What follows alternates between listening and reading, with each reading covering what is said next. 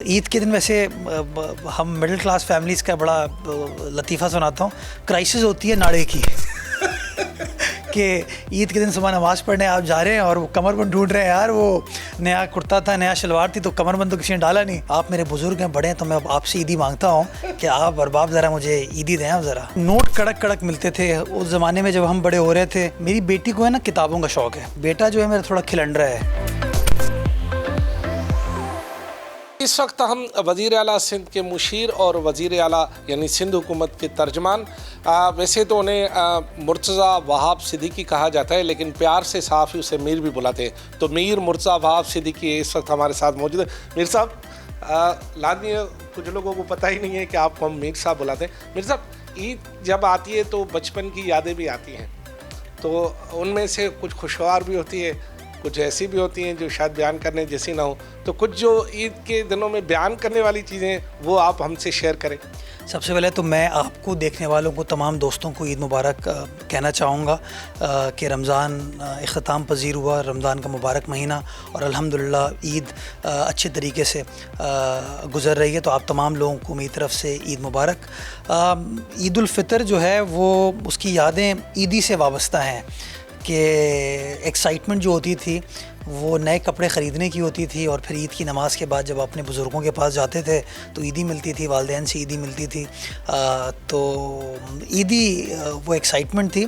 और मज़ेदार चीज़ ये है कि हम जब नए नए बड़े हो रहे थे, इतनी चीज़ों का पता नहीं था, तो ईद उल अज़हा पे भी ईदी की फरमाइश की जाती थी।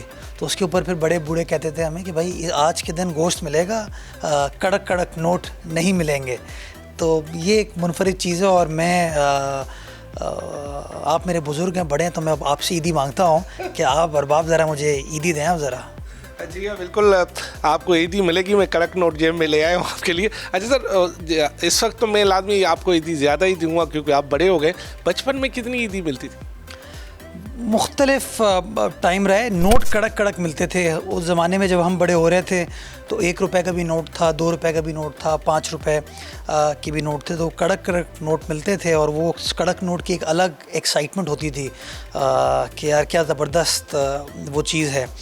तो 5-5 रुपये भी मिले हैं, 10 रुपये भी मिले हैं, 50-100 रुपये भी मिले हैं, 1000 रुपये भी मिले हैं, 5000 भी मिले हैं। तो वो वक्त के साथ अमाउंट तब्दील होता गया, लेकिन जो मोहब्बत है उन बड़े बूढ़ों की, बुज़ुर्गों की, वो असल में याद आती है। बिकॉज़ पैसे तो आने जाने हैं, असल तो यादें आपकी मोहब्बत की हैं। अच्छा, कुछ लोगों का ये ख्याल है कि उनको जो अगर बाहर से ईदी मिलती थी तो माँ बाप उनसे ले लेते थे कि चलो बच्चा है, छोटा है। तो आपके साथ भी ऐसा? मेरे साथ भी अल्हम्दुलिल्लाह हम चारों बहन भाइयों के साथ यही होता था कि अम्मी जो हैं वो पैसे ले लेती थी और ये कहती थी सेव करो, और फिर जब कुछ ख़रीदना हो तो ख़रीदना, ऐसे ही अनशन चीज़ों के ऊपर पैसों को ज़ाया ना करो। तो हम कुछ पैसों से आइसक्रीम वगैरह, कोल्ड ड्रिंक वगैरह उस ज़माने में छुप के पी लेते, लेकिन वो ईदी अम्मी रख लेती थी कि उसको किसी सही काम के लिए फिर इस्तेमाल करना। अच्छा, ईद के दिनों में कभी ऐसा हुआ कि आपने नए कपड़े पहने और फट गए?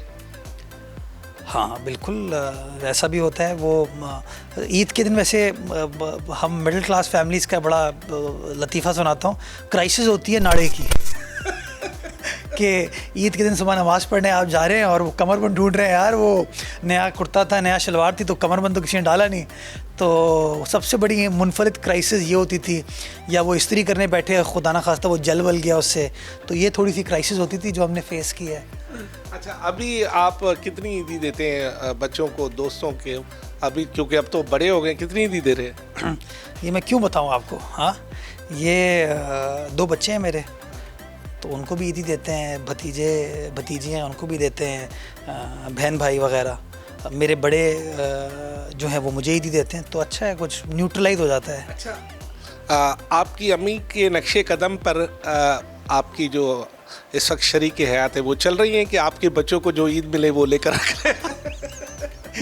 ये बड़ा आपने अच्छा सवाल किया। वो भी यही करती है कि पैसे जो है वो, उसने एक अकाउंट अपना बनाया हुआ है, उसमें वो बच्चों को पैसे रख देती है, और फिर कहती है कोई किताब ख़रीदनी है, कोई खिलौना ख़रीदना है, तो तुम इन चीज़ों से ख़रीदो।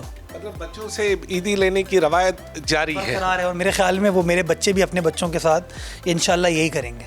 तो ये रवायत कब टूटेगी? ये रवायत नहीं टूटनी चाहिए। मैं समझता हूँ देखें, बच्चों की तो आदत नहीं है ना पैसे को हैंडल करने की, तो एकदम से उनके साथ उनके पास पैसा आ जाता है तो वो तो फिर प्रॉब्लम हो जाएगी ना। तो उनको भी पैसे की वैल्यू समझाने के लिए कि पैसे को किस तरीके से ख़र्च किया जाता है, इसराफ से वो दूर रहें, चीज़ों को ज़ाया ना करें। तो मैं समझता हूँ ये अच्छी चीज़ है, इसको रेगुलेट होना चाहिए। तो सिर्फ मैं नहीं, मेरे ख्याल में ज़्यादातर घरों में यही होता है कि वो माएँ जो हैं वो ज़िम्मेदारी का मुज़ाहरा करते हुए पैसों को फिर कंट्रोल करती हैं ताकि बच्चे फिर उसको मिसयूज़ ना करें या वो स्पॉइल ना हो इन चीज़ों पे। करंट नोटों के अलावा भी कुछ बच्चों की ख्वाहिश होती है कि ईद पे हमें मिल जाए, खुसल जो लड़कियां होती हैं उनके लिए डॉल्स वगैरह, तो जो लड़के होते हैं उनकी और क्या ख्वाहिश होती है? मेरी बेटी को है ना किताबों का शौक़ है, तो वो किताबें ख़रीदती है, वो लिबर्टी बुक जाती है और किताबें ख़रीदती है। बेटा जो है मेरा थोड़ा खिलंडरा है, तो उसको शौक़ है खिलौनों का, वो टॉयज़ वगैरह का। तो आजकल उसको नया शौक़ हुआ है वो लेगो सेट्स का, वो लेगो बनाता है। तो जब भी मैं कभी उसके साथ शॉपिंग पे जाऊँ तो वो मुझे माँ से पहले अलग करेगा और फिर मुझे कहेगा कि बाबा ज़रा फ़लाँ जगह चलते हैं। तो फिर मैं समझ जाता हूँ किस जगह ले जाने की कोशिश कर रहा है। तो ये खैर यही चीज़ें हैं जो वक्त के बाद फिर याद रहती हैं। शुक्रिया आपका, इस इन यादगार लम्हों में आपने सुनो टीवी के, लेकिन आप ईदी मुझे दे के जाइएगा, ऐसे नहीं है। हाँ, ऑन कैमरा ऑफ कैमरा छप्पर पे ये काम करेंगे। मीर साहब आपका शुक्रिया। मैंने कहा कि मीर हम प्यार से बुलाते हैं, तो उनका शुक्रिया कि उन्होंने अपने कीमती लम्हात जो है वो और यादगार लम्हात से हमें जो है ये बताया कि ईदी वो कैसे गुजारते थे और अब उनके बच्चे कैसे ईदी गुजारते हैं।